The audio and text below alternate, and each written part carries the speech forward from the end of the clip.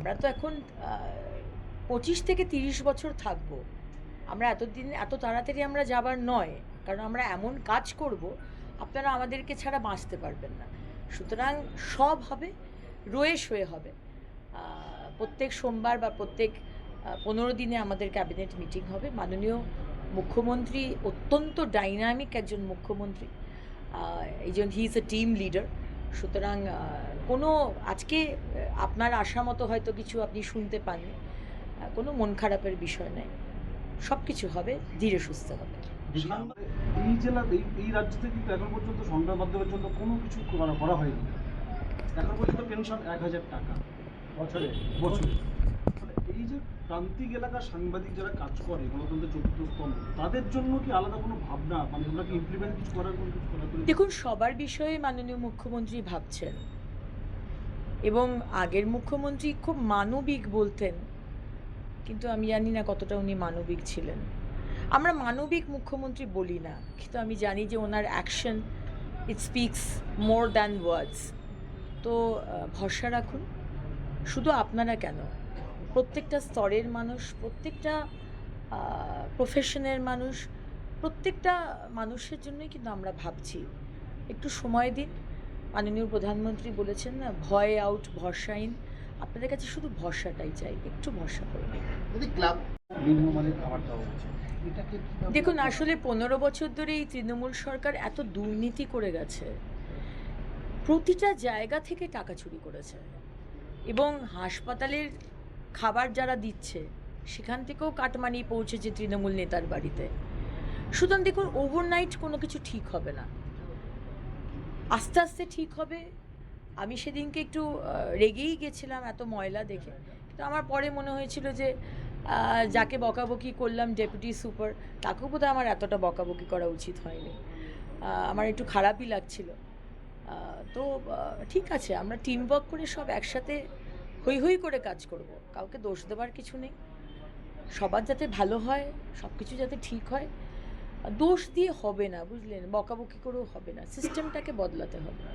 আর সেটা মাননীয় মুখ্যমন্ত্রী নেতৃত্বে আই এম শিওর যে আমরা টিম ওয়ার্ক করে সেগুলো করতে পারবো। জানেন যে কদিন আগে 10 তারিখে একটি ঘটনা ঘটেছে, এখানে একটি ছোট্ট 10-11 বছরের মেয়ের ওপর অত্যাচার হয়েছে। তাকেই দেখা করতে এসেছিলাম, তার সঙ্গে দেখা করা এবং তার পরিবারের একজনের সাথে দেখা করা। এমনিও আপাতত এই ধরনের মানে কেসে তো ভীষণ বড় ক্ষত একটা, সারা জীবন এটা ভোলা যায় না আসলে এই ক্ষতটা, আর এত ছোট বয়সে এরকম একটা আঘাত। কিন্তু যতটা সম্ভব আমাদের দিক থেকে, এবং আমাদের যথেষ্ট সবাই অত্যন্ত ম্যাচিওর স্কিল্ড সাইকোলজিস্ট, এবং সেই কেয়ার তাকে দেওয়া হচ্ছে, তার মাকে দেওয়া হচ্ছে, পরিবারকে দেওয়া হচ্ছে।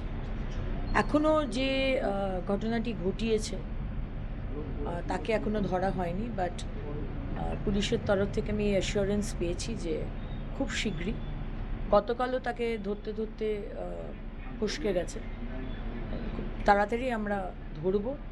এবং আমি বলেছি যে খুব দৃষ্টান্তমূলক একটা শাস্তি দরকার, কারণ ছোট সন্তান, ছোট বাচ্চাদের ওপর, সে ছেলে হোক আর মেয়ে হোক, এই রকমের সামাজিক এই রকম অত্যাচার হবে, এটা কোনোভাবেই আমরা মেনে নেব না।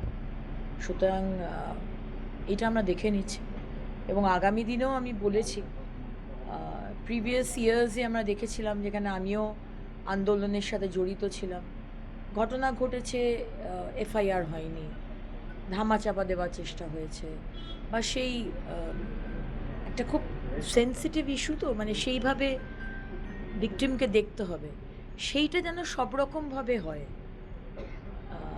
জিরো এফআইআর বলে আমাদের যে সিস্টেম আছে, সেইটা যেন সম্পূর্ণভাবে দেখা হয়। আমরা প্রায়ই দেখেছি, না এই থানায়, আমার থানায় ঘটনা ঘটেনি, আপনি ওই থানায় যান। সেই সময় তো মানসিক অবস্থা থাকে না। সুতরাং এটা স্ট্রিক্ট আমার ডিপার্টমেন্ট থেকে বলে দেওয়া হবে, আমরা এটা নিয়ে কথা বলেছি, যে আগে জিরো এফআইআর করতে হবে, তারপর বাকি ইনভেস্টিগেশন পরে। কিন্তু আগে যে ভিকটিম আসবে তার জিরো এফআইআর আগে করতে হবে, আগে কেস শুরু করতে হবে, কী হবে, কাকে ধরা হবে, সত্যি মিথ্যে সব পরে যাচাই হবে। সো অনেক বিষয়ই আজকে কথা হলো এবং আশা করি আস্তে আস্তে এই সামাজিক যে ব্যাধিটা সেটা আমরা কন্ট্রোল করতে পারবো। ম্যাডাম এর আগে অনেকে লজ্জার কারণে বা অনেকে ভয়ের কারণে আর বাইরে একদম, আসে না। হ্যাঁ। আপনারা কি এই জায়গাটা এনশিওর করবেন যে এই গভর্নমেন্টের সময় যাতে কমপ্লেনটা যাতে অন্তত থানায় তারা এসে করে?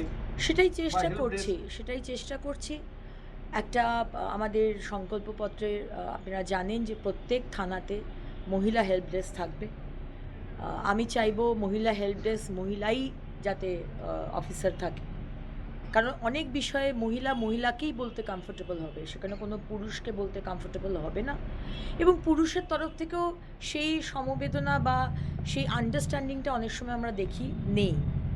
সুতরাং এইটা ইমিডিয়েটলি ব্যবস্থা করা। আমাদের সংকল্পপত্রে এটাও আছে যে প্রত্যেক মহকুমাতে উইমেন থানা, মহিলা থানা। আমরা খুব শীঘ্রই একটা মহিলা অ্যাপ আপনাদেরও আমি বলেছি বার করছি, যেটা জিআই ট্যাগিং করা, এবং যেখানে মহিলা থাকবেন বিপদে পড়লে ফোন করলে সেটা সঙ্গে সঙ্গে তার নিয়ারেস্ট যে থানা সেইখানে কলটা যাবে এবং ইমিডিয়েটলি পুলিশ পৌঁছবে। তাছাড়া দেখুন রাস্তায় লাইট নেই, তো সেই লাইটগুলো ঠিক করা, পুলিশ পেট্রোলিং করা, এই বিষয়গুলো আছে। সব তো একদিনে হবে না, ধীরে ধীরে হবে। কিন্তু অন্তত আমি মহিলা শিশু কল্যাণ মন্ত্রী হিসেবে আমি সবসময়তেই বলি যে আমরা প্রায়ই দেখে এসেছি যে মহিলা এই পোশাক পরেছে কেন, তার জন্য হয়েছে। মহিলা এইভাবে এইটা খেয়েছে কেন, তার জন্য হয়েছে। সুতরাং দেখুন এই মরাল পুলিশিংটা আমার মনে হয় বন্ধ হওয়া দরকার। মহিলা নিজের মতো করে বাঁচবে, নিজের মতো করে পোশাক পরবে, নিজের মতো করে বেরোবে। রেসপন্সিবিলিটি অফকোর্স তার, সে জানে তাকে কিভাবে ক্যারি করতে হয়। তাকে সুরক্ষা দেওয়ার দায়িত্ব রাজ্য সরকারের, আমাদের। সুতরাং আমি চাইবো যে যে অত্যাচারটা করছে এটা তার লজ্জা, তার পরিবারের লজ্জা। যার উপর অত্যাচার হচ্ছে এটা কিন্তু তার লজ্জা নয়। তাই সামাজিক এই যে একটা ন্যারেটিভ, এই যে একটা ওর তো এটা হয়েছে, মানে এটা কি চেঞ্জ করতে হবে। আমার উপর যদি অত্যাচার হয় আমি লজ্জিত হব না, যে করেছে সে লজ্জিত হবে, তার পরিবার লজ্জিত হবে। মনে হয় চেঞ্জেসটা কোথায় হতে পারে বা কোথায় চাইছেন আপনারা? চেঞ্জেসটা হচ্ছে যে এই স্ট্রেটার মানুষ খুবই লোয়ার মিডল ক্লাস, আর্থিকভাবে সেইভাবে সচ্ছল নয়। সেইখানে আরও বেশি আমার মনে হয় বাবা মা, স্পেশালি মায়ের এই চিন্তাটা দরকার যে মেয়েকে কারুর বাড়িতে চলে গেল টিভি দেখতে, কারুর বাড়িতে মানে এই যে বিষয়, এই ট্রেনিংটা মাদের দরকার। এবং সেটা আমার মনে হয় যে আমরা আমাদের সরকারে আমরা শিক্ষা দপ্তর থেকে শুরু করব। পড়াশুনো তো আছেই, কিন্তু এই যে বিষয়গুলো এগুলো কিন্তু মা বাবাকেও ট্রেনিং করতে হবে, জানতে হবে যে সামাজিক যে ঘুরে বেড়াচ্ছে এইসব নেকড়ে বাগড়া যে কোনো সময় হামলা করতে পারে, এটা কিন্তু একটা ট্রেনিংয়ের দরকার বা একটা কাউন্সেলিংয়ের দরকার। তো আমার মনে হয় সেটা দরকার। এবং এই ধরনের ব্যক্তিরা যারা বিকৃত মনুষ্য, এরা তো ঠিক রেপিস্ট নয়, মানসিকভাবে দেয়া ডিরেঞ্জড। তো মানে খুব ভালো রকম স্ট্রিক্টেস্ট পানিশমেন্ট দেওয়া, যাতে সমাজেও একটা মেসেজ যায় যে এই রকমও হতে পারে। সো এতদিন তো ক্রিমিনালদের শাস্তি হয়নি, ক্রিমিনালদের ধরাই হয়নি, ক্রিমিনালরাই রাজ্য চালিয়েছে। মন্ত্রী হিসেবে আমার বলা উচিত নয়, কিন্তু 15 বছর তো এটাই দেখেছি। সুতরাং এইটা কোনোভাবে হবে না। যদি ক্রাইম করে তাকে আপনি যে দল করুন, যে ধর্মের মানুষ হন, আমরা দেখব না, স্ট্রিক্ট পানিশমেন্ট হতে হবে। দিদি